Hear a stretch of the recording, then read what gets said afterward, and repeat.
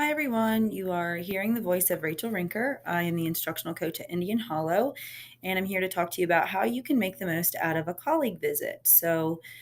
This year, if you have a teacher who has 0 years of experience, or if they have 1 year of experience, so they would be classified as a year one teacher or a year two teacher, both of you will be allotted a half day sub for a colleague visit. So, this is the guide to help you make the most out of that. So before we get going much further, this is the reflection form and guidelines. I'm just going to click on it here and just kind of briefly go through it with you. It's available in the mentor guide. The link is there so you can read through it.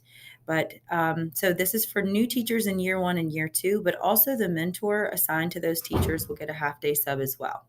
So the expectations are that you can schedule a half day of release time to observe a colleague. Please make sure you clear this with your administrators first, that both of you would be able to do this.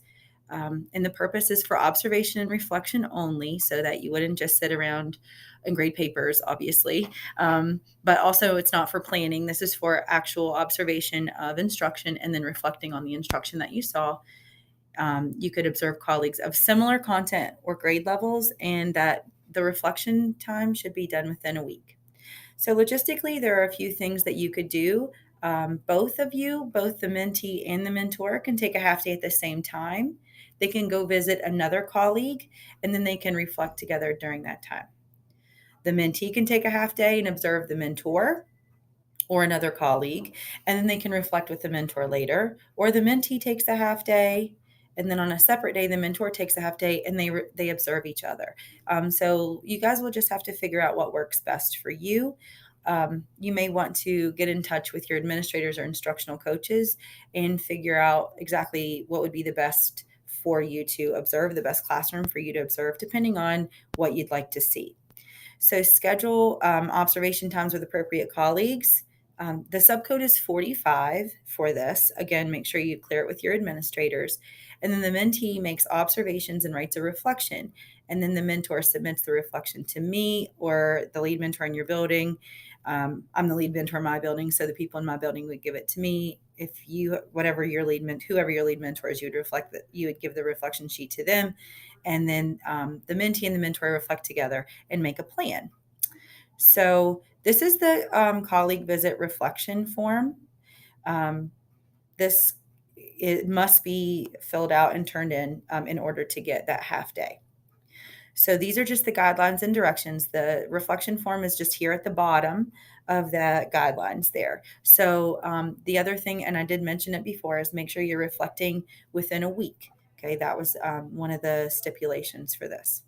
So going back to the presentation here, um, one of the biggest things about an effective colleague visit is that there should be a focus. So, whatever focus that your mentee might be struggling with or what they want to see should be what you're collecting data on. And everyone involved should know that that's the focus of the colleague visit. So, if your mentee says, I'm really struggling with making sure that I'm giving enough feedback to students, so then the mentee should know that I'm going in here and that's what I'm looking for. And the mentor should know that. And then also the teacher who you're observing if it's not one of the two. So, being specific as possible with what areas to gather data. I've listed some verbal and nonverbal behavior that you can look for. Positive and negative feedback, questioning strategies, clarity of presentation, equitable distribution of responses, different strategies, and then there's some nonverbal behavior. These are just a sampling. You can work with your mentee on anything that they need. These are just some additional areas in which to gather data. Remember, it doesn't have to be exactly one thing that you're looking for, but it should be as specific as possible. So if the physical arrangement of the classroom helps the teacher figure out their classroom and time management, then that should be something that you're looking for with your mentee.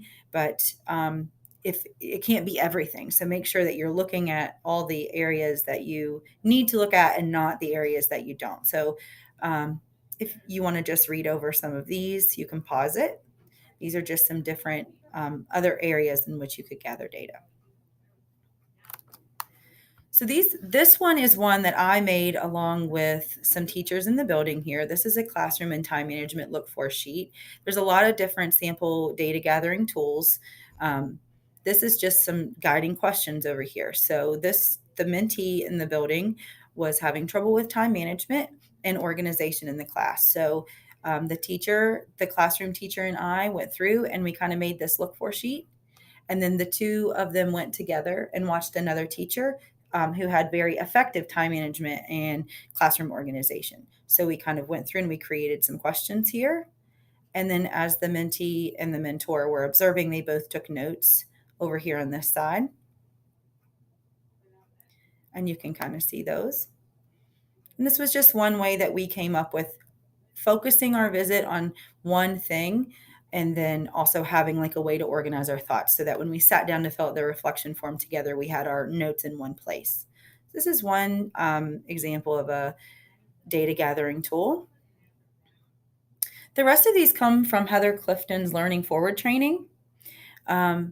These are just, if let's say that the teacher was struggling with asking effective questioning or asking effective questions, going and visiting someone during the college visit who does ask effective questions. And then every time they ask a question, you kind of make note, okay, how direct was the question? Was it open, closed? What was the level of thinking? And then just kind of reflecting together about how that teacher incorporated those level of questionings.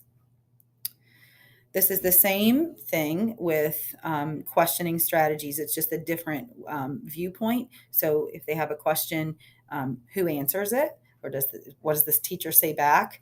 Is it a direct question? Is it something that the kids corally answered? And then what does the teacher say back? What's the feedback that the teacher gives? This is an example of a time on task. So if you've never taken a time on task, it's really easy. You just go in and you pick like 4 students. This is just an example. If the teacher was struggling with engagement, you could go in and get like a baseline data of how engaged the students were, and you just pick a time interval. So you could pick like 20 seconds, 30 seconds, and then you look at each of those 4 students and you mark whether or not they are engaged, and you do that over a period of time. Then you can find a percentage from that to figure out how engaged the students were over the course of a specific frame of time. This is about wait time. There's type 1, which is the length of time a teacher waits after asking a question, or there's type 2, so after a teacher stops talking before giving feedback, or after a student stops talking before giving feedback or moving on to another student. So this would be about appropriate wait time. This could be just anecdotals over here. To say, okay, this was type 1, 15 seconds, and then you could like anecdotally write what the question was so that when you're reflecting, you could remind yourself what that question was. This is a gender equity log. This talks about this is just one of those things that we don't realize in the classroom, that we talk to boys all the time or we talk to girls all the time. So it's just a way to kind of mark down all the feedback that you give, and whether you're focusing on one gender or another. This, again, all comes from Heather Clifton's Learning Forward training. These are the gender equity discussion guidelines, but honestly, I think these are great guidelines for any discussion about the data that you've collected in a colleague visit. So thinking about what the data tells you, what are the patterns that you see, what's the teacher doing all the time, what are they not doing all the time, and how could this influence students' engagement, perceived value of school, success, relationships. And then the thing that's not on here is that the very last step is that there should be a plan. So thinking about being a thinking partner with your mentee and thinking about how can we take what we've learned during this colleague visit and make a plan to apply it in the mentee's classroom. So with something to think about, how might you use or adapt these tools for working with your mentee, and what other tools might help you. To summarize, make sure you have a focus when you go in with a colleague visit. You're collecting data on some sort of a form or however it's best for you. You're reflecting within a week, and then give that sheet, the reflection sheet, to your lead mentor in your building, and then come up with a plan of how you can take this information and apply it in the new classroom. If you're struggling to come up with a focus for your colleague visit, you can reach out to the instructional coach in your building, or you can also reach out to me. Again, I'm Rachel Rinker. If you have any questions, let me know. Good luck in your colleague visits.